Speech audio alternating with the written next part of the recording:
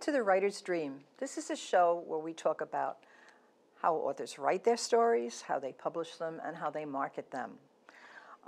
We have a Facebook page called The Writer's Dream. We're also on YouTube.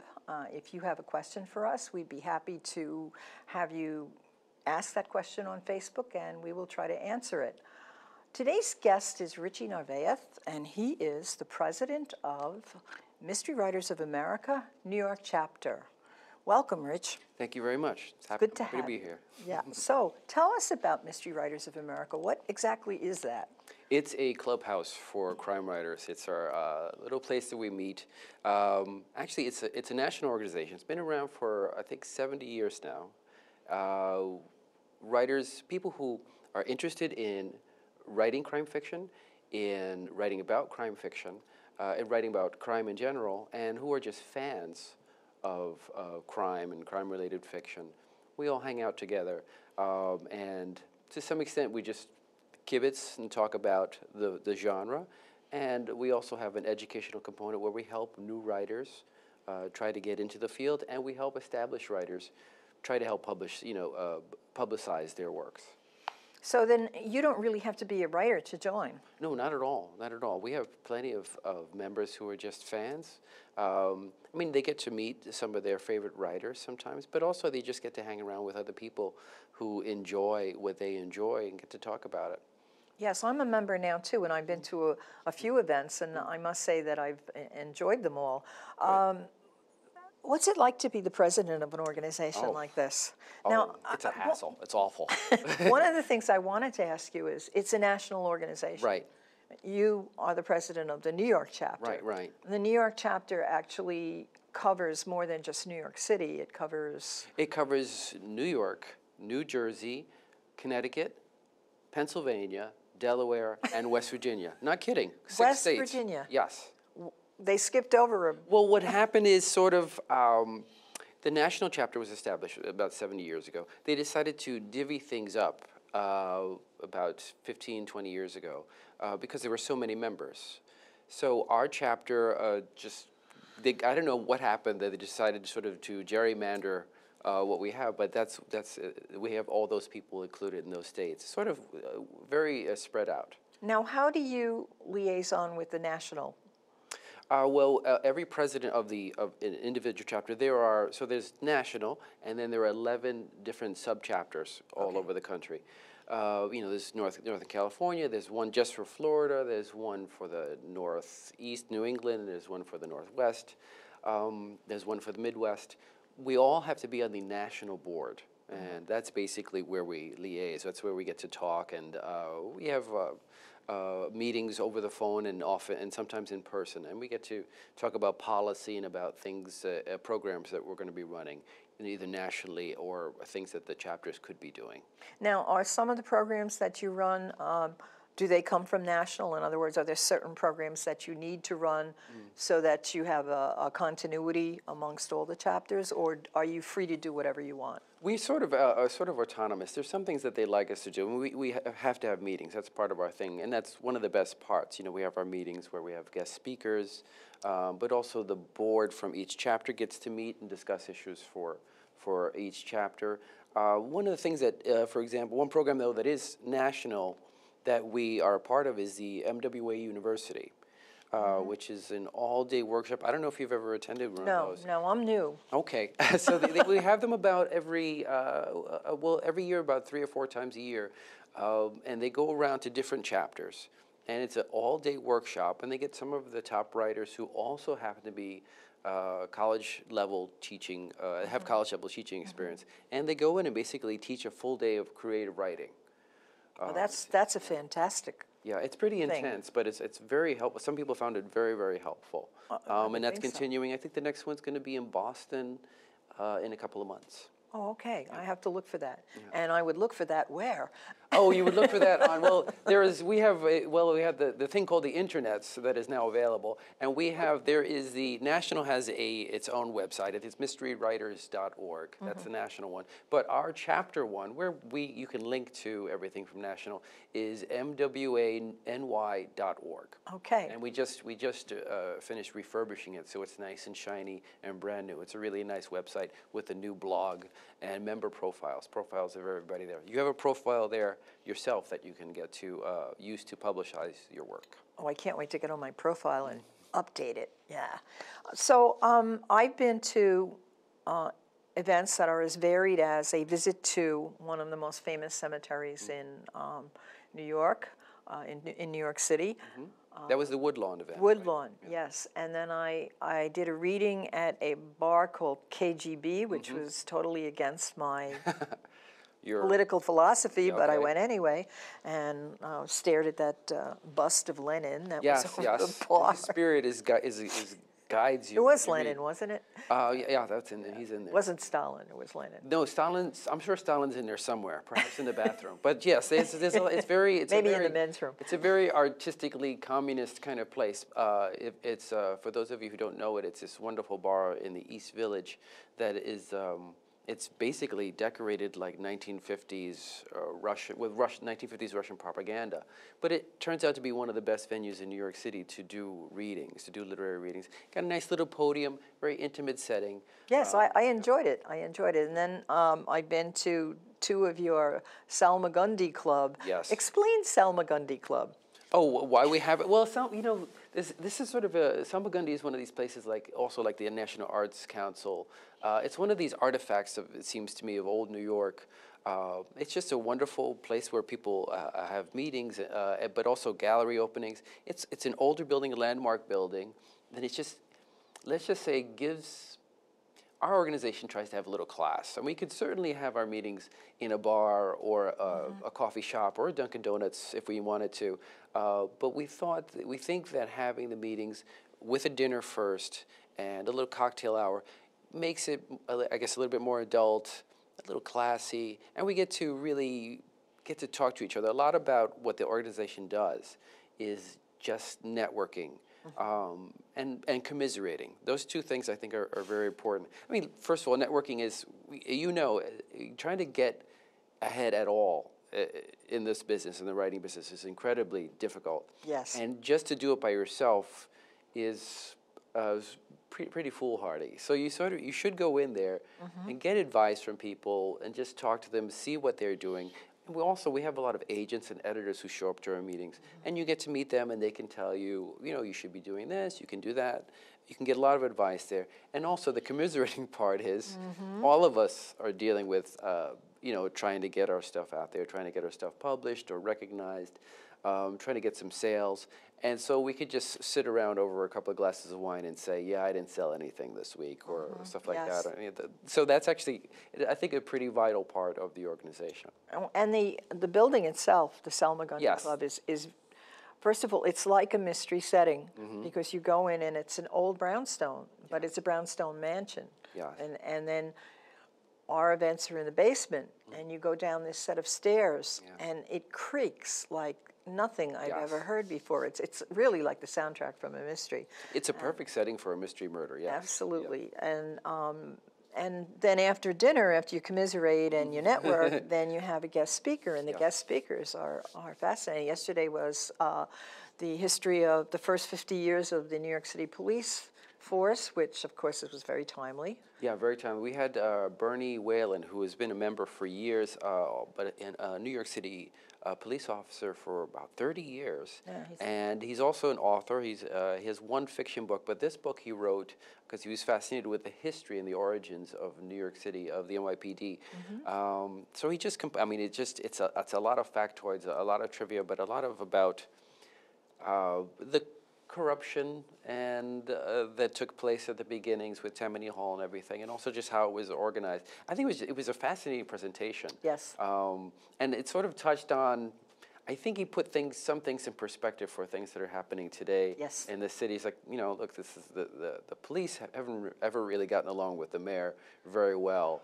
And they've always been dealing with a lot of issues and divisiveness with the populace. So it was nice to hear that kind of perspective. Yeah, and also, problems are never solved until something comes up that Right. comes into the attention of the public, and the public becomes outraged, and then Right. the conversation happens, and then that's how things get changed. That's how things happen. That's how democracy works. And the thing that for us, so it was really nice to have that kind of thing at our meeting because it's very timely for the people because most of our members do live in New York City, and they're having to deal with this every day. But another aspect is, and this is why we have a lot of these types of guests in Selma Gundi, is Bernie Whalen is a police officer. Most of the people, it turns out, who write crime fiction are not police officers. Have never had to deal with crime. Knock on Or forensic scientists. Or forensic scientists. Yeah, most of them don't know, and so they're only learning about crime from TV, from what they can glean in magazines and stuff. So that's why we like to have guest speakers who can tell them, look, well, this is the way Authenticity. a forensics expert really works. This is what really happens with the police. We had a probation expert last year, and that was fascinating stuff because let's face it, a lot of our protagonists are going to have to deal with some prison time in law enforcement. So we try to have those kinds of experts on a regular basis. Well, that was interesting, and then the other one that I saw was the script writers for Law and Order. Yes, we had them on And that this was summer. absolutely fascinating stuff, just to understand what goes into making a show. So you have these wonderful events, these wonderful networking meetings, and I could go to a university. Can I contribute to the website? Oh, to the FWA New York? Yeah. Yes, certainly. What we're doing now is we just had a pretty plain website last year, so we revamped it so that we would have a blog. We wanted to make it more dynamic because we wanted people to come there for a reason. So yes, any of our members can write for the blog. We try not to make it too promotional. We want to make it something where everybody wants to read it. You'll see, I mean, I'm sure if you read a lot of crime writers' blogs, it's basically, here's my book. My book is great. You should buy my book. But we want it to be like, okay, let's talk about maybe how character works in a certain kind of thing, and you can mention your book. Because we really want to make it not just solid promo. And actually, always the best promotion is usually sort of secondary. It's usually you're giving somebody something else, and then you're also promoting yourself at the same time. Yeah, I do a couple of blogs, and basically what it is you have to write about something about either your genre or writing in general or marketing or publishing, and then at the end it'll be, my name and author of, and then there's a link to buy your book, and that's promotion enough. But you should really be talking about. I get tired of talking about my books sometimes. Yeah. It's sort of selling yourself all the time can be exhausting. I mean, this is the same thing as any business networking, for example. If you go into a networking party and just say, "Give me a job," or I can really work for you, you're probably not going to be that successful. But if you just go up and talk to somebody and have a casual conversation about what you want a job in. Yeah, what you want a job in, or just talk about like, hey, these donuts are really good. If you just sort of bond with somebody, you'll end up developing a better relationship. It's the same sort of thing with your readers. If you sort of go a roundabout way, that's like, oh, this person seems like a nice person. I want to check out their writing. So it's not always like hammering them at home, buy my book, buy my book, buy my book. Right. And I am assuming that the website, the New York chapter website, links back to the national website. Yes. And the national website offers a number of goodies for authors, really. I just purchased the bookstore list and the library list. And of course, if you are interested in marketing your books, one of the ways you can market is to contact the bookstores. And you can do that in a variety of ways. Either you contact them by liking their Facebook page and then tweeting them, or sending them a summary of your books and how to get them, and offering, if they're close enough, offering to do a little workshop for them. Right. And library panels. We actually help organize those for our area. One thing that's nice about the national website, and I think that's important, is one of the reasons the MWA was formed was to sort of was to protect crime writers. They weren't getting paid very well. Generally, writers don't get paid that well. But the organization started to vet certain publishers and certain magazines. The ones who didn't pay very well were not approved. But the ones who paid fairly got onto this approved list. So that list actually helps writers know which markets to go for. They know that if it's approved by the MWA, that they're fair. And there's a pretty rigorous vetting process for all of them. That's very important, because when you first start to write, you really don't know what you're doing. Yeah, you don't know. And to have an organization like this that actually takes your genre and helps you out with that, I think is so important. Yeah. One of the things that boggles my mind is the fact that you're in charge of all of these states. Now, so far, I've only done things in New York City. So do you ever go out to Long Island or up to Connecticut or? Yes, actually, one of the things we started doing last year was asking certain members, just to get back to what you were saying, we're spread out all over. And because of circumstance, the hub of everything is New York City. Sure. This is where we have our meetings. This is where most of the board members are. But that's really difficult for somebody in Connecticut to come to, somebody in Northern Jersey, somebody in Pennsylvania on a regular basis, not to mention Delaware, West Virginia. So I've started doing is contacting liaisons. I'll ask somebody we have somebody now in Northern Jersey, somebody who I met at a book expo, and just because he came into the city for that, and I said, would you be willing to organize some events over in Northern Jersey? And he said, sure. So he's doing that. Now we have also somebody else doing it in Connecticut. We had the Crime Con that took place last year in Connecticut was organized by one of our members. And now we have other stuff planned for Pennsylvania and Philadelphia. We still have to work on the other states in Delaware and West Virginia. Do you have plans to, somewhere on the website, I'm pretty sure you list all the events on the website. Yeah. Do you have plans to kind of summarize what happens in these other parts of the chapter? Oh, yeah. So that, for instance, I have cousins in Connecticut. There's a possibility that I could attend something in Connecticut if it was in Hartford or those cities. Yeah, all that stuff is still under our chapter. So it would all be, we have one of the nice new features of the website is a calendar that is off there to the left under Eventbrite. And you can actually make reservations and pay for stuff using that calendar. So yeah, all the events, no matter what state in our chapter, what state it takes place in, will be listed there. And we'll try to also cover what happened afterwards with some pictures, and we'll put it on the website or in our newsletter. In the Noose, we have our own newsletter. National has its newsletter called the Third Degree. Nicely enough. Yes, yeah. But the Noose is the one is our online one that's available for our members only.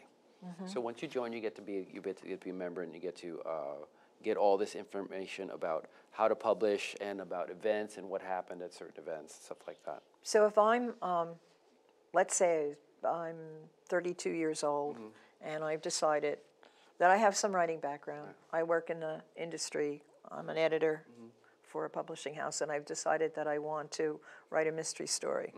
So the best place to go is Mystery Writers of America. Yes, I think One so. of those meetings. I go on the website.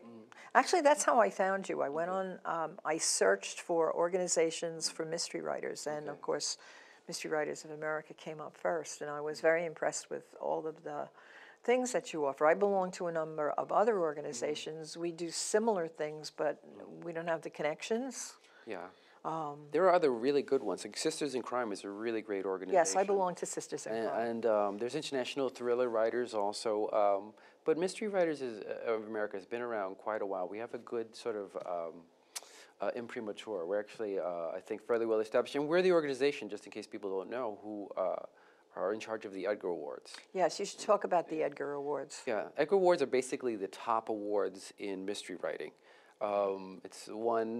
It's a very prestigious award to get. They're awarded every May, and then we have a lovely banquet where we have to all dress up but yeah, all the top writers are involved in it.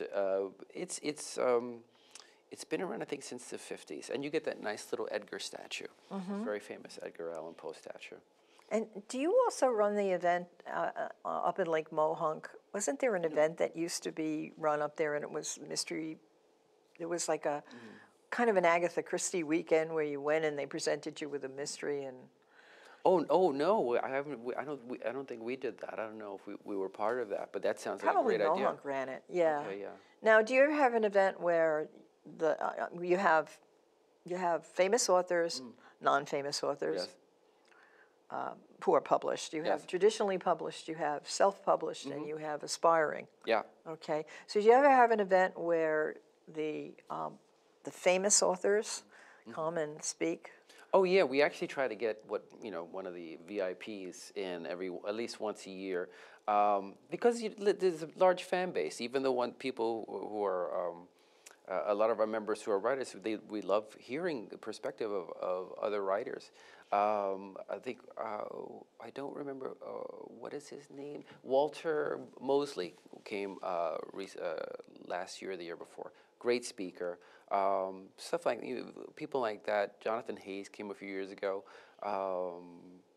and who was? I can't believe I forgot his name.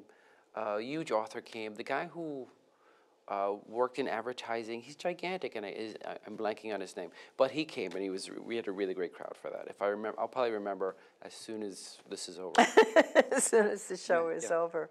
Yeah, I can understand that. So, what have you got planned for the future? Anything that you want to talk about? Anything exciting, different, new? Well, one of the things that we're going to continue doing, we just started last year, is a reading series. And that really, our reading series, for anybody who is, whether you have had a dozen books published or you haven't been published yet, we do that KGB thing. So we're going to continue that.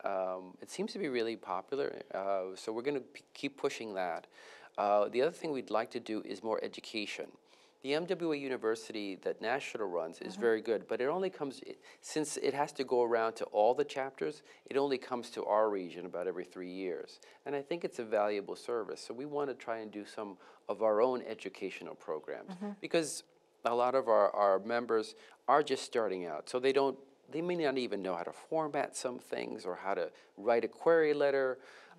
Or a lot of them are interested in self-publishing, and they have nobody to turn to. They don't know how to get it started, so we should have programs about that. So those some of the plans coming up are for that kind of stuff. Do you have the facilities to make little webinars you could put on the website? Yes, we probably could do a little webinar. We'd have to do. We'd have to probably just rent a room, or maybe we can come here to do something like that. Do it. Yeah, we could do a little webinar, and that would be kind of nice to do stuff like that and put it on our website. We'll have to talk later on. Maybe you can help us out with that. Okay. So tell me more about, you do panel discussions. I know when I was at the meeting last night, you have a librarian who is Amy. What is her name, Amy? The lady who runs? Oh, Mimi. Mimi. Mimi Weisbaum, yes. Okay, so what's involved in those panel discussions? Oh, the panel discussions, well, one of the reasons we do that is it's a great way to promote authors who already have a few books out. Those are for our active members who have had a few publications out. Basically, we come up with a topic, and then we invite several authors to speak and get a moderator. And most of the time, we've been having them at the Mid-Manhattan Library, very prestigious place. We had them about once a month, but they're renovating. So we're going to be moving our library panels all around, but they're into New Jersey, Connecticut, and stuff like that, and the outer boroughs of New York City. It's a great way for authors to meet fans